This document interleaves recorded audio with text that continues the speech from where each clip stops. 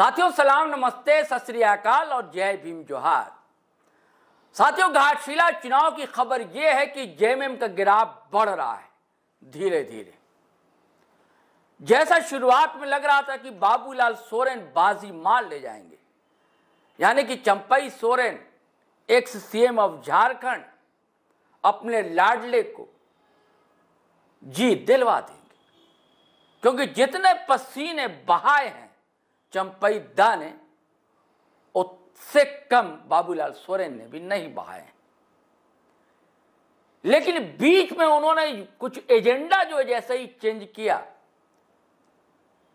और जिस तरह पूरी ताकत झोंक दी हेमंत सोरेन सरकार ने और जेएमएम के सारे विधायक मंत्री उतार डाले वहां पर, तो तस्वीर बदलती हुई दिखलाई दी और यही चंपई सोरेन और बीजेपी के बेचैनी का सबब बना। लेकिन अचानक क्या मुद्दा मिल गया चंपई सोरेन को अचानक दोस्तों, और किसकी गलती रही दोस्तों? मैं चाहता हूं पहले छोटी सी क्लिप है, ये आप देख लीजिए पहले, फिर हम बात करते हैं।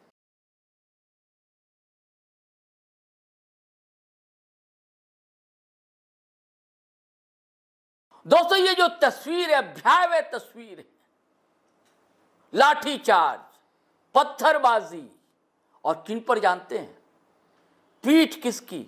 वही निरीह असहाय आदिवासियों की। यह तस्वीर भी कोल्हान की है दोस्तों, घाटशिला भी कोल्हान में।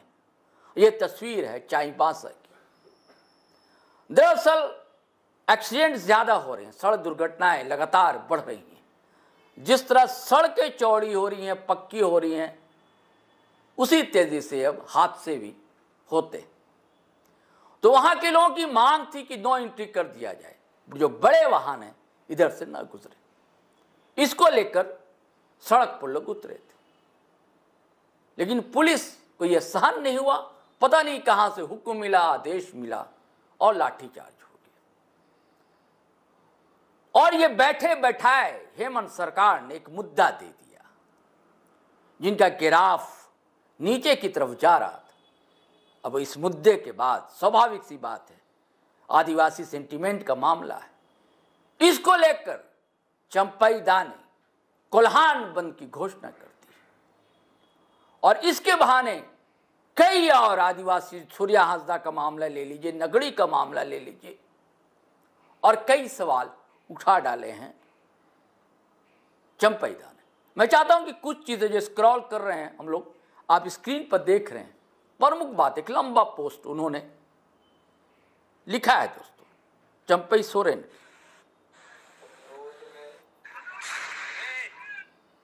जिसकी मुख्य बातें हैं, उनका कहना है कि आदिवासियों के आंदोलन को कुचलने की जिस तरह कोशिश की गई है उसकी जितनी निंदा की जाए कम है। ये चाईबासा का मामला है। सवाल उठाते हैं क्या कसूर था आदिवासियों का? यही ना कि वाहन दुर्घटनाओं के मद्देनजर वाहनों की नो एंट्री, यही मांग थी उनकी। लोकतांत्रिक ढंग से वो प्रदर्शन कर रहे थे, लेकिन लाठियां जिस तरह बरसाई गई, आंसू गैस छोड़े गए, ये शर्मनाक है। वो कहते हैं आदिवासी समाज को डराया नहीं जा सकता। इससे पहले वो भोगनाडी का जिक्र करते हैं। आपको याद है हूल दिवस के दिन क्या तमाशा वहां हुआ था। हालांकि चंपई सोरेन खुद लापता हो गए थे।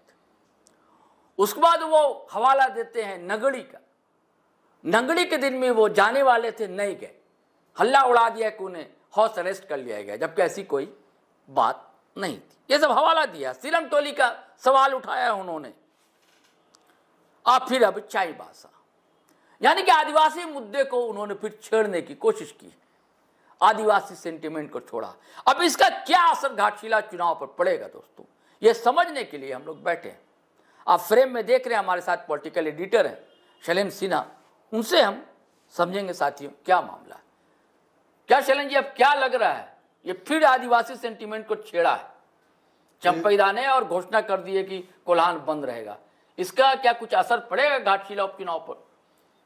मुझे नहीं लगता जो इसका कोई उपचुनाव पे असर पड़ेगा, क्योंकि ये मुद्दा सीधे सीधे पूरे चाईबासा से भी नहीं जुड़ा हुआ। सिर्फ चाईबासा का जो शहरी इलाका है, जो आए दिन ना सिर्फ चाईबासा बल्कि दूसरे जिले के मुख्यालयों में भी ये चीजें नहीं है। जो नो एंट्री एक निर्धारित समय सीमा होती है, बहुत सारे हमारे दर्शक जानते भी हैं इस बातों को, लेकिन बहुत सारे दर्शक जो होंगे वो नहीं जानते। नो एंट्री एक निर्धारित समय सीमा होती है जिसमें आप शहर के मुख्य भीड़भाड़ वाले इलाकों से आप बड़े वाहनों का परिचालन नहीं कर सकते। तो जनरली उसी एक मांग को लेकर के कुछ लोग, या दर्जनों की संख्या में, सैकड़ों की संख्या में कह सकते हैं, जो आदिवासी या शहरी इलाके जो लोग हैं, वो लोग वहाँ पे जो मंत्री हैं, स्थानीय मंत्री ये दीपक बिरुवा, उनके आवास का वो घेराव कर रहे थे, उनकी चीज़ों पे वो मांग कर रहे थे जो सरकार तत्काल इसे लागू किया जाए। यानी ये मामला शुद्ध रूप से केवल चाईबासा शहरी क्षेत्र का मामला था। तो ऐसे में यदि पुलिस ने व्यवस्था बनाए रखने के लिए कोई पहल की, कोई कार्रवाई की, यदि मान लीजिए लाठीचार्ज किया या वो, तो वो तमाम चीज़ें वहाँ स्थानीय कानून व्यवस्था का मसला है। तो ऐसे में मुझे बिल्कुल नहीं लगता जो इसका असर कुछ घाटशिला उपचुनाव पर होगा या नहीं होगा, क्योंकि देखिए घाटशिला उपचुनाव बिल्कुल एक दूसरे परिदृश्य में वो उपचुनाव हो रहा है, और किन परिस्थितियों में उपचुनाव हो रहा है ये हम सभी वाकिफ हैं उनसे। और वहाँ पर सरकार को घेरने के बजाय, सरकार के 5 साल, पिछले कार्यकाल का 5 साल और इस कार्यकाल का 1 साल, उन 6 सालों के कार्यकाल के ऊपर, वहाँ के विकास योजनाओं के ऊपर यदि आप चर्चा ना करके और आप एक ऐसे मुद्दे को पकड़ने की कोशिश करते हैं जो पूरे चाईबासा के लिए भी नहीं है, और उसको यदि आप चाह रहे हैं, नहीं, ये सवाल तो आदिवासी अस्मिता का उठा रहे हैं। वही मैं इनका कहना है कि आदिवासी की सरकार है। आदिवासी की क्या सरकार है? मान लीजिए तो क्या कल की डेट में वो कल जो रघुवर के टाइम में पत्थरगड़ी का मामला हुआ था और कितने लोग जेल भेज दिए गए, कितने लोगों के साथ पुलिस ने क्या दुर्भाग्य किया, उसके लिए वो माफी मांगेंगे? नहीं, खमियाजा भुगता ना, सरकार हटा दिया जनता ने। आप सॉरी बोल लीजिए पहले, आप सॉरी बोल दीजिए ना पहले, आप बोल दीजिए जो हाँ आदिवासियों के गलती हुई थी, तब तो लगेगा जो हाँ आप आदिवासियों के साथ खड़े हैं या उनके आप हितैषी हैं। आप तो वो करेंगे नहीं। आज आपको ये मसला उठ रहा है, आप सूर्य हांसदा को भूल गए, आप ले आते ना सूर्य हांसदा की पत्नी को दे देते आप टिकट वहां पे, यदि आप इतने ही उनके सूर्य हांसदा का भी जिक्र करते हैं। हाँ, वो कर रहे हैं ना, अभी पे पोस्ट में कर रहे हैं। आप नगरी के मामले की बात कर रहे हैं, नगरी आंदोलन, उनका दावा है जो नगरी आंदोलन खत्म हो गया या वहां पे अब रेम्स 2 नहीं बनने वाला। ये क्या सरकार ने कह दिया? नहीं, कोई घोषणा सरकार ने कोई यदि ऐलान नहीं किया, तो वो किस आधार पर, और हर जगह ये प्रचारित कर रहे हैं, ये किस आधार पे आप दावा कर रहे हैं? यदि वो सिरमटोली की बात कह रहे हैं, सिरमटोली का आखिर क्यों सिरमटोली की चर्चा आप कर रहे हैं? क्या वो वहां पर वो मसला सरना स्थल को हटाने का नहीं था, मसला था जो वहां पर ट्रैफिक व्यवस्था बेहतर बने हुआ। रैम्प बना भी, और आज क्या स्थिति है आप देख लीजिए, जो कितनी स्मूथ हो गई है सड़क, और उससे जुड़ी हुई आप देख लीजिए, वो आप कह रहे हैं रैम्प की बात ना, रैम्प भी आने वाले दिनों में देखिएगा जो उसका भी स्वरूप बदल सकता है। जिस दिन कनेक्टिंग फ्लाईओवर वहां पे बन गया, वो सब व्यवस्था बन गई। यानी सरकार यदि जनहित के किसी मुद्दे पर वो ऐलान, मतलब कि कोई फैसला ले रही है, कोई कार्रवाई करती है, तो उसमें आदिवासी अस्मिता की बात कहां से आई? यही तो मैं कह रहा हूं ना कि ऐसा लग रहा था कि भाजपा के ग्राफ थोड़ा नीचे गिर रहा था, तो इनको ये सब मुद्दे को अब छेड़ने की जरूरत पड़ गई। ये ठीक है, वो कर सकते, क्योंकि अभी घाटशिला उपचुनाव है। आप उठाइए, सिर्फ यही मुद्दा क्या उठाते हैं आप? चाहे तो बिहार के पूर्णिया में जो आदिवासियों के साथ दुर्व्यवहार हुआ, या वहां पे एक सामूहिक हत्या वाली बात भी, परिवार के कई सदस्यों की हत्या कर दी गई, वो घटना आप उसको भी उठा सकते हैं। आप कह दीजिए जो वहां पे भी तो आपकी सरकार थी, ये मुद्दा भी उठाया ना, HIV संक्रमित जो इंजेक्शन दे दिया, वो बिल्कुल देखिए, वो HIV मतलब कि संक्रमित खून को चढ़ा देने का मसला बिल्कुल एक आपका किसी भी तरीके से मानवीय नहीं है। मुख्यमंत्री ने तत्काल उस पर कार्रवाई करते हुए निलंबित, सिविल सर्जन तक को निलंबित कर दिया, व्यवस्था बेहतर है। लेकिन इसके साथ साथ वो आप उसको आदिवासियों से जोड़ करके, या फिर आप एक व्यक्ति विशेष या समुदाय विशेष से जोड़ के यदि आप उस मामले को राजनीतिक रंग देना चाह रहे हैं, तो ये एकदम गलत बात है। यानी कि इनका उपचुनाव में कोई फायदा मिलने नहीं जा रहा है चंपई को, इनको उपचुनाव में कोई फायदा मिलने जा रहा है, ना बीजेपी को उसमें कुछ। बीजेपी के नेता भी अभी भी आप देख लीजिए, जो बाबूलाल मरांडी उस पर अपना बयान दे रहे हैं, कह रहे हैं जो वहाँ पे अवैध खनन में शामिल लोगों के या माफियाओं के इशारे पे सरकार वहाँ नो एंट्री लागू नहीं कर रही है। क्या ऐसा होता है क्या? आप बता दीजिए, जो राजधानी रांची या जमशेदपुर या बड़े शहरों में, धनबाद हो, पलामू हो, बोकारो हो, इन मामलों में छोड़ के कितने ऐसे जिले हैं जिसमें मुख्य मतलब कि वो जो शहर से हो करके, चौक चौराहों से हो करके बड़ी गाड़ियां नहीं गुजरती हैं? हर जगह नो एंट्री का प्रावधान नहीं है। ये मुख्यतः वैसे शहरों में या मुख्यतः वैसे जिला मुख्यालयों में ये लागू होता है जहां पर यातायात काफी भारी हो जाता है, भीड़ भाड़ वाले इलाके से यदि गाड़ियां गुजरते तो हादसे की संभावना बनी थी। जैसा आपने भी कहा, जो हादसे बढ़ गए, निश्चित रूप से हादसे बढ़ गए, लेकिन उसके लिए दूसरी भी व्यवस्था बनाई जा सकती है। आप उसके लिए आप चाहे तो बाईपास के लिए भी बना सकते हैं, आप बाईपास बनवा लीजिए, आप बाईपास की मांग कर लीजिए ना, ताकि शहर में घुसना ही नहीं पड़े उनको गाड़ियों को।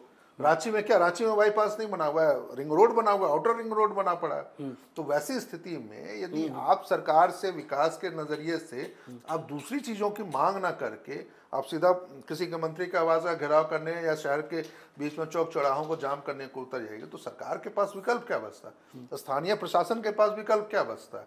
जो क्या उन्होंने वहां पे लोगों को चेताया नहीं होगा? क्या उन्होंने उनको, प्रशासन ने उनको हटने को नहीं कहा होगा, या सीधे सीधे आकर के वो कर बैठते?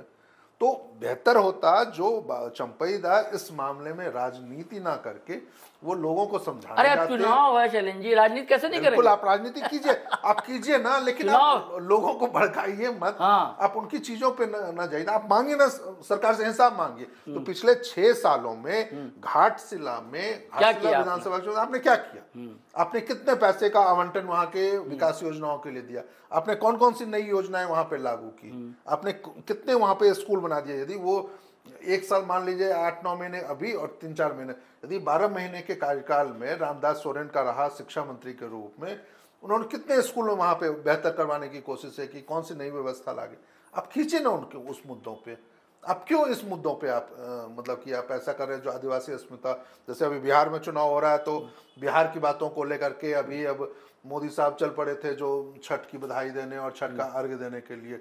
दिल्ली में देखिए जो कैसे उन्होंने एक समानांतर यमुना नदी को बहाने की कोशिश कर दी, जब बहुत बवाल हुआ मीडिया में, आज नहीं गए। क्यों नहीं गए? आप जाते हैं ना, आपको इतने सेंटिमेंट्स बहुत प्यारे लग रहे थे। तो ये तमाम चीजें जो है तो अभी सिनेरियो आपको क्या दिख रहा है घाटशिला का? देखिए घाटशिला में कुछ नहीं है, वो घाटशिला की जनता तय करेगी जो वो 14 वो तो करेगी, बिल्कुल करेगी। देखिए ये हम भी उसका अभी आकलन नहीं कर सकते, क्योंकि जमीनी तौर पर आपको दोनों को, अब मान लीजिए लोगों को क्या चीजें मिल रही है, क्योंकि देखिए बहुत सारे ऐसे मुद्दे हैं जिसमें, जैसे अभी हम लोग कुर्मी आदिवासी विवाद का मुद्दा उठा रहे हैं। आपने पिछला वीडियो किया है जो नो एसटी नो वोट, ये भी अभियान चल रहा है। हाँ, ये कैसे चल रहा है? हाँ। आप एक तरफ आपके ही नेता मंच पे साझा करते हैं और फिर आपके ही समर्थक इलाकों में घूम घूम कर वो चीजों की बातें तो ये तो एनडीए को ही नुकसान होगा ना? बिल्कुल नुकसान होगा। सिर्फ एनडीए को नुकसान नहीं होगा, हाँ। बल्कि इसके आने वाले दिनों में जो संभावनाएं राजनीतिक तौर पर आदिवासियों के पक्ष में आपके लिए उम्मीदें बन सकती थी, उसको भी ये बड़ा झटका लगेगा। और साथ ही साथ यही नहीं, साथ ही साथ आप यदि उसको दूसरे नजरिए से, उनके सहयोगी जो पार्टी है आजसू पार्टी, उनके नजरिए से भी आप यदि देखें ना, तो आने वाले दिनों में कल जो बंद का आह्वान किया है, कोल्हान बंद का, तो इसका क्या असर होगा? देखिए कोल्हान बंद का अवसर होगा, वो चाईबासा के शहरी इलाकों में हो सकता है, लेकिन जमशेदपुर कुछ असर नहीं होगा, सरायकेला कोई असर नहीं होगा, घाटशिला कोई असर नहीं होगा। कौन लोग उनके साथ है? क्या वो मुद्दा जो है वो घाटशिला से जुड़ा हुआ मुद्दा है? क्या वो मुद्दा जमशेदपुर से जुड़ा हुआ है? क्या वो मुद्दा चाईबासा के जो शहरी इलाके को छोड़ के दूसरे इलाके, क्या उनसे जुड़ा हुआ है? नहीं ना। तो वैसी स्थिति में इस बंद को कराने निकलेगा कौन? क्या चंपईदा जाएंगे वहां पे बंद कराने के लिए, या फिर उनके नेता रहेंगे, बाबूलाल मरांडी जाएंगे वहां कल बंद कराने के लिए, या दूसरे बीजेपी के नेता? नहीं जाएंगे ना। तो वैसी स्थिति में तो इसका कोई असर नहीं पड़ने वाला है। लेकिन हाँ, ये एक जरूर है जो आपने सही कहा, जो आज बोलने का अवसर मिला है चंपईदा को, आदिवासियों अस्मिता को लेकर के हो, चाहे मौका मिल गया। सरकार ने दिया ना दिया हो वो दूसरी बात है, लेकिन इस घटनाक्रम के बाद जरूर उनको ये मौका मिला, और उम्मीद करेंगे 2-3 दिनों 4 दिनों तक तो ये मामला मीडिया में सुर्खियां बटोरता रहे। साथियों कहते हैं ना कि भागते भूत की लंगोटी ही सही, तो कोई मुद्दा मिल नहीं रहा था। डेमोग्राफी का भी मुद्दा उठाया, घुसपैठी का मुद्दा उठाया, घाटशिला में चल नहीं सका, तो अब फिर आदिवासी अस्मिता, और अचानक से ये घटना हो जाती चाईबासा, तो ये मुद्दा मिल गया, लेकिन कोई असर दिखने नहीं जा रहा। अब कल देखने की बात है दोस्तों, कल कोल्हान कितना बंद होता है, इसका क्या असर मिलता है। चलिए साथियों, इजाज़त दीजिए हम दोनों को, फिर हम नए वीडियो के साथ हाजिर होंगे। आपसे वही गुजारिश है कि अगर आपने हमारा चैनल सब्सक्राइब नहीं किया तो कर लीजिए, और वीडियो हमेशा की तरह धड़ाधड़ फटाफट खटाखट शेयर कीजिए, लाइक कीजिए, कमेंट कीजिए। आज्ञा दीजिए, इजाज़त दीजिए। जय हिंद, जय भारत।